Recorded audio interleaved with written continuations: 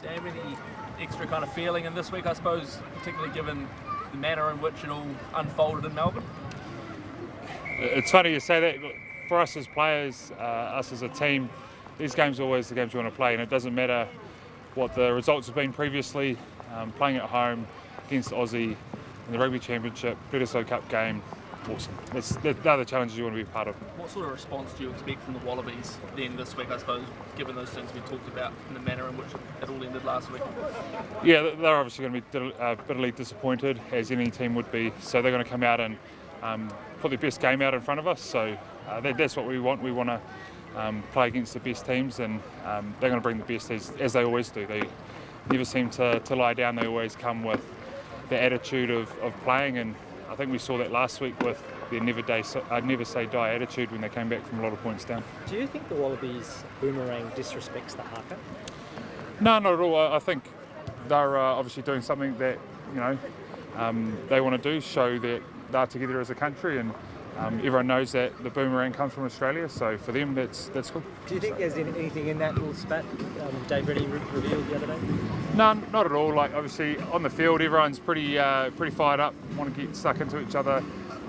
As I said before, these games are awesome to be part of, and sometimes the tensions do go a little bit high, but the reality is we're moving forward and worrying about this week. Game 140 tomorrow. It's quite an achievement, not far from 148. Macaw, chase that down next year.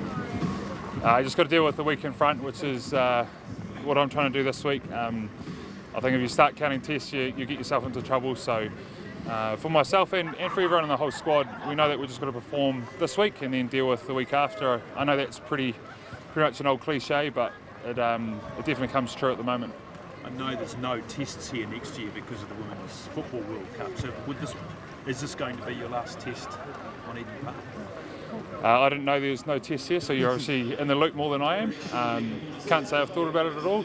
Yet again, I'm just worrying about this week. I'll deal with that stuff. Play it like it's your last, right? Well, you've got to play everyone like it's your last. You never know when it is, whether that's through selection, injury, etc. So you never want to go out there and hold back. So that's on all of us as players.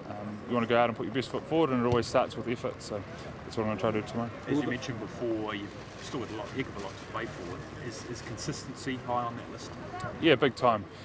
We haven't had the smoothest of years, I will say. So being able to put performances back to back is something that we're always looking to do, and also performances throughout the whole game. We don't want to, do really well and then allow our team to come back like we did last week. So it'd be quite nice if we didn't allow that.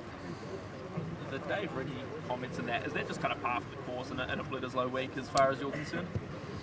I don't even know what's been said, to tell you the truth. So yeah, for me, it's stuff about the respecting the haka, and he had a pop at Fletcher Newell for injuring Scott CO. Stuff like that. Is that just kind of par for the course in a week like this?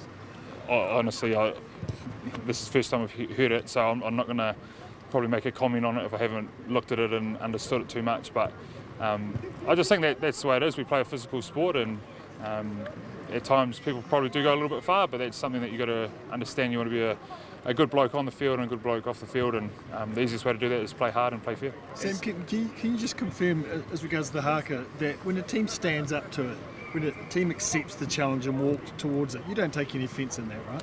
For myself, no. Like, I think I do the haka for the team with me, alongside me, in front of me, etc. So that's why I do the haka, so they can do whatever they want, and if they want to do something that makes them feel connected, then that's great. That probably adds to the occasion.